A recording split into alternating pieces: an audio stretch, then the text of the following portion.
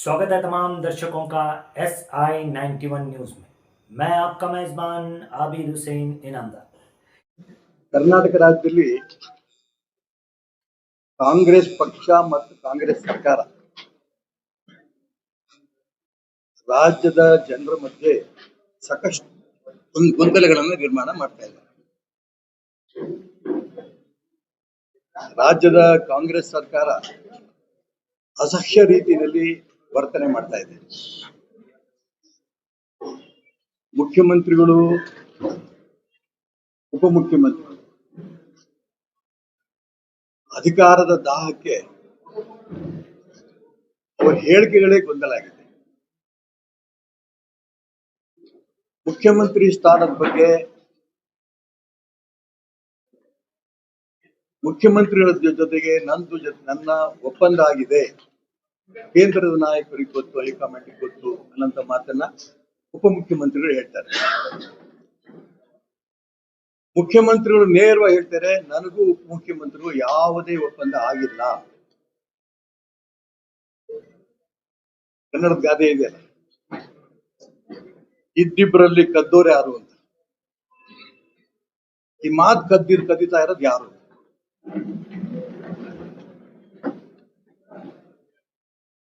ಇದ್ರ ಮಧ್ಯೆ ಇಡೀ ಸಮಾಜವನ್ನ ಚಿತ್ರ ಮಾಡಿದ್ರು. ಎಲ್ರೂ ನಾವು ಪೂಜ್ಯ ಭಾವನೆಯಿಂದ ಧಾರ್ಮಿಕ ಗುರುಗಳನ್ನ ಗೌರವಿಸ್ತೇವೆ. ಕುರುಬರ ಸಮಾಜ ಸ್ವಾಮಿಗಳು ಸಿದ್ದರಾಮಯ್ಯನ ಪರ ಹೇಳಿಕೆ, ಒಕ್ಕಲಿಗರ ಸಮಾಜ ಸ್ವಾಮಿಗಳು DK ಶಿವಕುಮಾರ್ ಪರವಾಗಿ ಹೇಳಿಕೆ, ದಲಿತ ಸಮಾಜ ಸ್ವಾಮಿಗಳು ದಲಿತ ಪರವಾಗಿ ಹೇಳಿಕೆ. ಇದು ಜೊತೆಗೆ ಸ್ವಾಮಿಗಳು ಹೊಡೆದಿದ್ದಷ್ಟೇ ಅಲ್ಲ, ಶಾಸಕರು ಗುಂಪು, ಕಾರ್ಯಕರ್ತರು ಗುಂಪು, ಮಂತ್ರಿಗಳು ಗುಂಪು, ಈ ರೀತಿ ಗುಂಪುಗಾರಿಕೆ ಏನ್ ಮಾಡಬೇಕು ಅನ್ನೋದನ್ನ ಜನಕ್ಕೂ ಅನುಮಾನ, ಕಾರ್ಯಕರ್ತರಿಗೂ ಅನುಮಾನ, ಅಧಿಕಾರಿಗಳು ಅಂತೂ ಆರಾಮ ಮಲಗಿಯಾರ, ಯಾವ ಅಭಿವೃದ್ಧಿ ಕೆಲಸನೂ ಇಲ್ಲ. ಈ ಮಧ್ಯೆ ಇಬ್ರು ಹೇಳ್ತಾ ಇದ್ರು, ಹೈಕಮಾಂಡ್ ತೀರ್ಮಾನಕ್ಕೆ ನಾವು ಬದ್ಧ. ತುಂಬಾ ಆಶ್ಚರ್ಯ ಅಂತಂದ್ರೆ, AICC ಅಧ್ಯಕ್ಷರು ಮಾನ್ಯ ಮಲ್ಲಿಕಾರ್ಜುನ್ ಖರ್ಗೆ ಅವರು ನನಗೇನು ಕೇಳಬೇಡಿ, ನನಗೆ ಗೊತ್ತಿಲ್ಲ, ಹೈಕಮಾಂಡ್ ಕೇಳಿ ಅಂದ್ರೆ, ಹೈಕಮಾಂಡ್ ಅಲ್ಲಿ AICC ಅಧ್ಯಕ್ಷರು ಇಲ್ವಾ? ಸೋನಿಯಾ ಗಾಂಧಿ, ರಾಹುಲ್ ಗಾಂಧಿ, ಪ್ರಿಯಾಂಕಾ ಗಾಂಧಿ, ಗಾಂಧಿ ಕುಟುಂಬಕ್ಕೆ ಕಾಂಗ್ರೆಸ್ ಒತ್ತೆ ಇಟ್ಬಿಟ್ರ? ಎಲ್ಲಾ ಗೊಂದಲ ಇವತ್ತು ನಾವು ಕಾಣ್ತಾ ಇದ್ದೀವಿ. ಡಿನ್ನರ್ ಮೀಟಿಂಗು, ಬ್ರೇಕ್ಫಾಸ್ಟ್ ಮೀಟಿಂಗು, ಇದರಲ್ಲೇ ಕಾಲಹರಣ ಆಗೋಗ್ತಾ ಇದೆ. ರಾಜ್ಯದ ಅಭಿವೃದ್ಧಿ ಬಗ್ಗೆ ಏನು ಚರ್ಚೆ ಇಲ್ಲ. ಈ ರೀತಿ ಒಂದು ರೀತಿ ಅಸಖ್ಯ ಹುಟ್ಟುವ ರೀತಿಯಲ್ಲಿ ರಾಜ್ಯದ ಕಾಂಗ್ರೆಸ್ ಜನರ ಮಧ್ಯೆ ಮಾಡ್ತಾ ಇರೋದು ನಿಜಕ್ಕೂ ತುಂಬಾ ಆಶ್ಚರ್ಯ. ಚುನಾವಣಾ ಸಂದರ್ಭದಲ್ಲಿ ಕ್ರಿಶ್ಚಿಯನ್, ಹಿಂದೂ, ಮುಸ್ಲಿಂ ನಾವೆಲ್ಲರೂ ಒಂದೇ ಅಂತ ಬೊಗಳೆ ಹೊಡಿತಾ ಇರಂತ ಈ ಕಾಂಗ್ರೆಸ್ ನಾಯಕರು ಈಗ ಯಾವ ಮಸೀದಿಗೂ ಹೋಗ್ತಿಲ್ಲ, ಯಾವ ಚರ್ಚ್ಗೂ ಹೋಗ್ತಿಲ್ಲ, ಕೇವಲ ಹಿಂದೂ ದೇವಸ್ಥಾನಗಳಿಗೆ ಮಾತ್ರ ಹೋಗ್ತಿದ್ದಾರೆ. ಅವ್ರ ಹಿಂದುತ್ವ ಒಳಗಡೆ ಇದೆ, ಆ ಹಿಂದುತ್ವದ ಮುಖಾಂತರ ನಾನು ಉಳಿತೀನಿ ಅನ್ನೋಂಥ ಭಾವನೆ ಕಾಂಗ್ರೆಸ್ ನಾಯಕರಿಗೆ ಇರೋದ್ರಿಂದ ಅವ್ರ ಬೊಗಳೆಯನ್ನ ಜನ ಒಪ್ಪಲ್ಲ, ಹಿಂದುತ್ವದ ಬಗ್ಗೆ ಜನ ಮನವರಿಕೆ ಮಾಡ್ಕೊತಾ ಇದ್ದಾರೆ. ಹಾಗಾಗಿ ಈ ನಿನ್ನೆಯಿಂದ ಒಂದು ಹೊಸ ಸಮಸ್ಯೆ, ಹೈಕಮಾಂಡ್ ತೀರ್ಮಾನ ಮಾಡುತ್ತೆ ಅನ್ನೋದು ಇವರಿಬ್ರು ಹೇಳ್ತಾ ಇದ್ರೆ, AICC ಅಧ್ಯಕ್ಷರು ಹೇಳಿದ್ರು ಹೈಕಮಾಂಡ್ ತೀರ್ಮಾನ ಮಾಡುತ್ತೆ, ನಾನಲ್ಲ ಅಂತ. ಈಗ ಹೈಕಮಾಂಡ್ AICC ಮುಖಾಂತರ ಹೇಳಿದ್ರು, ಅವರೇ ಸಮಸ್ಯೆ ಇತ್ತು, ರಾಜ್ಯದ ಸ್ಥಳೀಯರು ಅವರೇ ಕೂತ್ಕೊಂಡು ಬಗೆಹರಿಸಲಿ.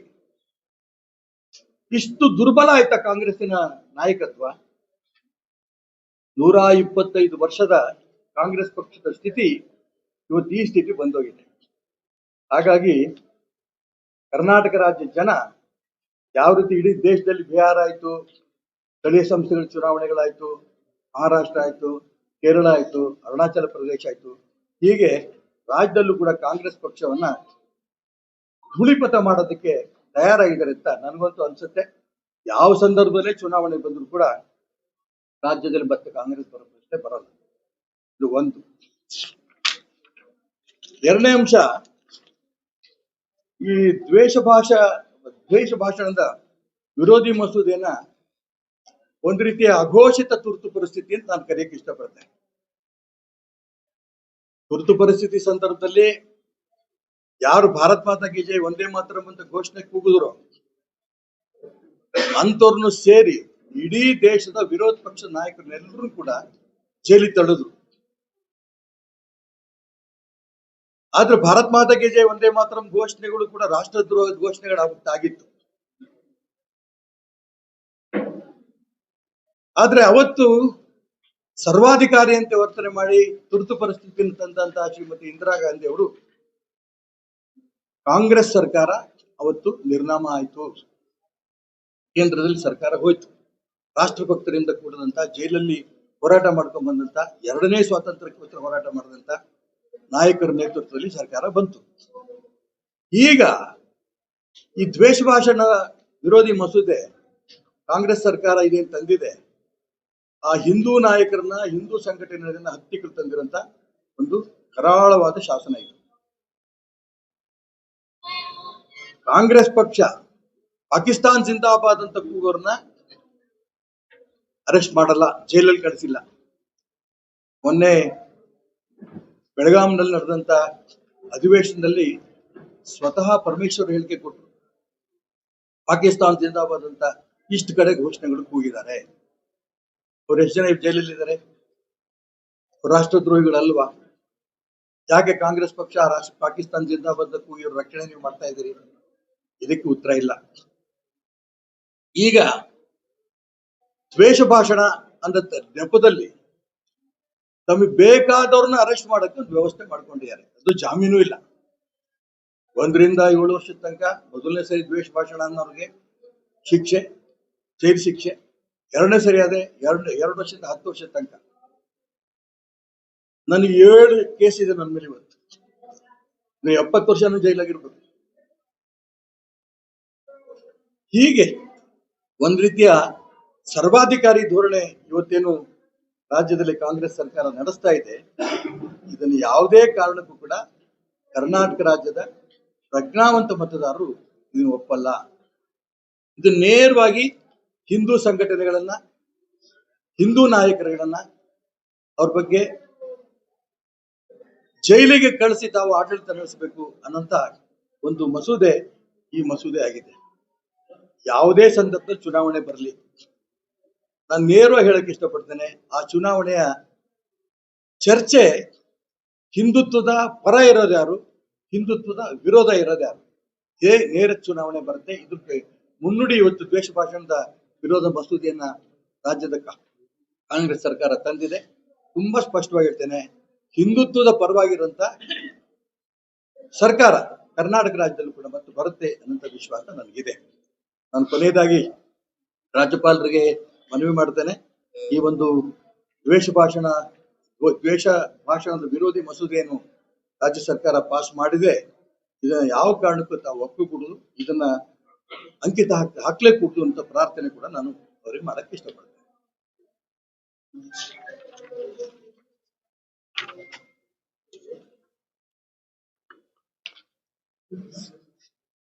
ಸರ್,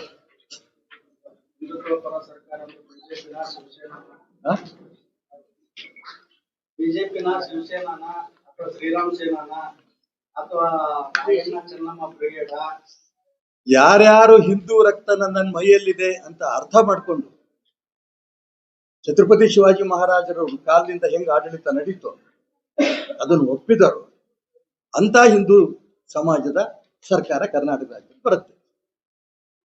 ನಾನು ಶಿವಸೇನೆ, ಬಿಜೆಪಿ, ಇನ್ನೆಂಥದ್ದು ಅದ್ಯಾವುದು ನಾನು ಹೇಳಕ್ ಇಷ್ಟಪಡಲ್ಲ. ಹಿಂದುತ್ವವನ್ನು ಯಾರು ಒಪ್ತಾರೋ, ಯಾಕೆಂದ್ರೆ ಎಲ್ಲಾ ಪೊಲಿಟಿಕಲ್ ಪಾರ್ಟಿಲೂ ಕೂಡ ಇವತ್ತು ಅಧಿಕಾರದ ದಾಹ ಕಾಣ್ತಾ ಇದ್ದೀವಿ.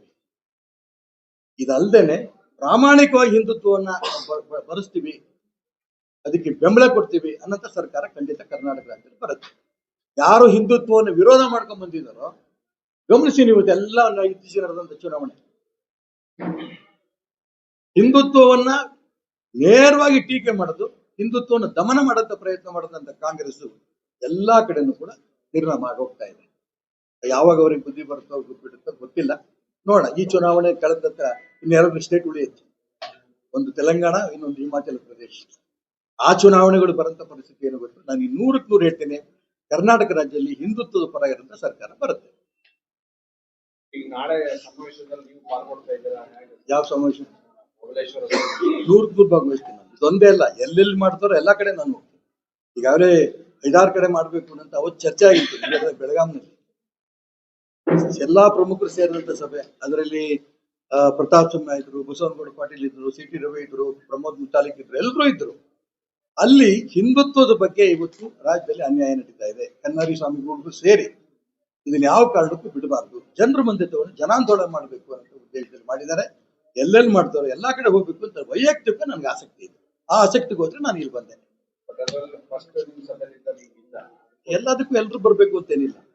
ಸಮಾವೇಶದಲ್ಲಿ ಪಾಲ್ಗೊಳ್ಳೋದು ಹೌದಪ್ಪ, ಎಲ್ಲದಕ್ಕೂ ಎಲ್ರು ಬರ್ಬೇಕು ಅಂತೇನಿಲ್ಲ ಅಂದ್ರೆ ಅಲ್ಲಿ ಒಂದು 150-200 ಜನ ಇದ್ರು. ಎಲ್ಲ ಸಮಾವೇಶಕ್ಕೆ ಹೋಗಿ ಎಲ್ರು ಭಾಷಣ ಅವ್ರು ಜನ ಹುಡುಕ್ತಾರೆ.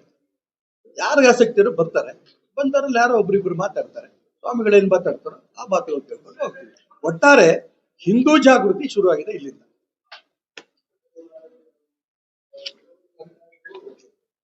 ಧನ್ಯವಾದ.